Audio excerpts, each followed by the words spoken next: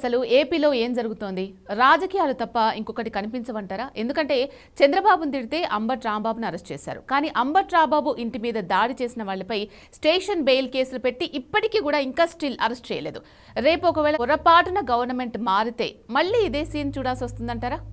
ఆంధ్రప్రదేశ్ రాజకీయాల్లో ఒక పార్టీ గెలిస్తే మరో పార్టీ పైన దాడులు, నిన్నటిదాకా అక్యూజ్డ్, నేడు విక్టిమ్, మళ్ళీ నేడు విక్టిమ్, రేపు అక్యూజ్డ్. ఇదొక రొటీన్ స్టోరీగా మారిపోయింది. ఇప్పుడు టీడీపీ అధికారంలో ఉంటే ఒక రకం, వైసీపీ అధికారంలో ఉంటే ఒక రకం.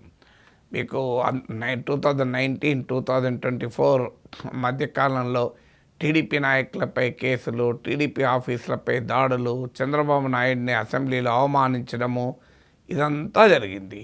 ఇప్పుడు టీడీపీ అధికారం ఆ రోజు బాధితులు, అక్యూజ్డ్ అది. సో వాళ్ళ రాజారెడ్డి రాజ్యాంగం అంటూ తీవ్రంగా ఆరోపించారు. డెమోక్రసీ లేదు, ఆంధ్రప్రదేశ్లో నిరంకుశత్వం రాజ్యం వెళ్తోంది అని వాళ్ళు విమర్శించారు. వాళ్ళ అధికారంలోకి వచ్చాక సేమ్ ప్రాసెస్, రాజారెడ్డి రాజ్యాంగం కాదు ఇది రెడ్ బుక్ రాజ్యాంగం అని ఇప్పుడు వైసీపీ వాళ్ళు అంటున్నారు.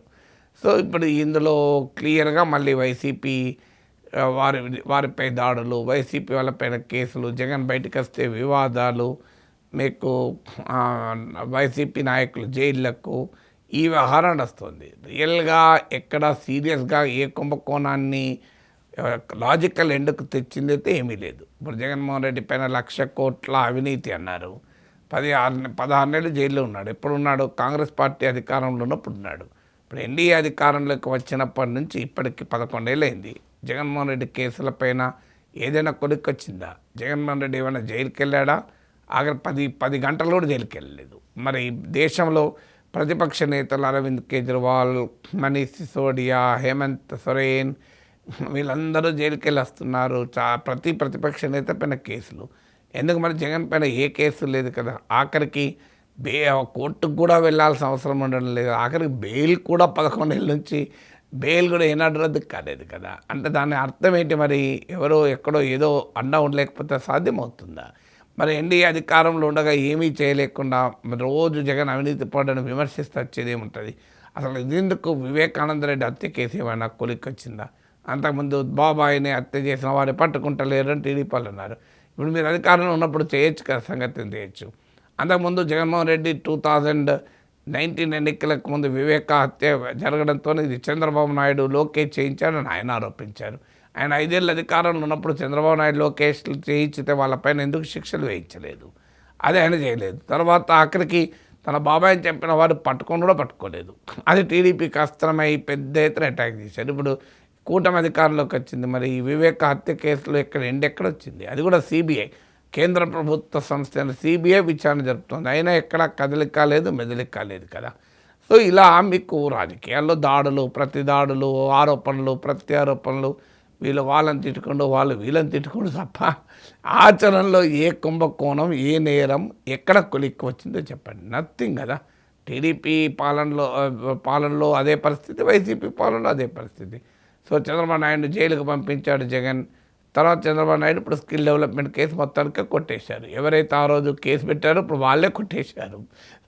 అదే ప్రభుత్వ విభాగం ఆ రోజు కేసు పెట్టింది. ఈరోజు అదే ప్రభుత్వ విభాగం కేసే లేదన్నది.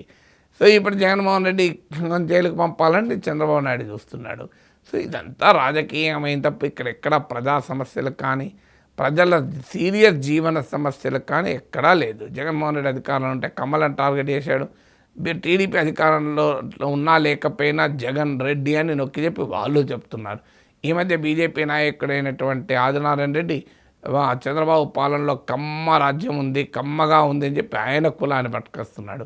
సో పవన్ కళ్యాణ్ అసలు పక్కనున్న తెలంగాణలో వాళ్ళకు రాష్ట్రం సోయింటే మన వాళ్ళకు కులం సోయి తప్ప ఇంకోటి లేదని ఆయన తిడుతున్నారు. సో ఇదంతా గందరగోళం తప్ప ఎక్కడా ప్రజా జీవితాలు, ప్రజా సమస్యలు, అభివృద్ధి అనేది ఎక్కడా లేదు. ఏమైనా ఉంటే వీళ్ళు వాళ్ళని తిట్టుకుంటూ వాళ్ళు వీళ్ళని తిట్టుకుంటూ వీళ్ళు వెళ్తారు, వాళ్ళ మీద కేసులు పెట్టుకుంటూ వాళ్ళకి వెళ్తే వీళ్ళ మీద కేసులు పెట్టడు, ఈ పార్టీ వాళ్ళు ఆ పార్టీలోకి వెళ్ళడు.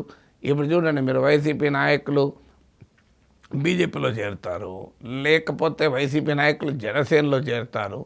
అంతకుముందు వైసీపీలో ఉన్నంతకాలం అవినీతి పరుడు, దుర్మార్గుడు, నేరస్తుడు. మళ్ళీ జనసేనలోనో బీజేపీలోనో టీడీపీలో చేరితే పుణ్యాత్ముడు. సో రాజకీయాల్లో చంద్రబాబు నాయుడు వైసీపీలో చేరాడు, జగన్మోహన్ రెడ్డి టీడీపీలో చేరాడు. మిగతా వాళ్ళు ఎవరితోనైనా జత కట్టేటువంటి అవకాశం ఉంటుంది. ఆ స్థాయిలో ఆంధ్ర రాజకీయాలు ఉన్నాయి కదా.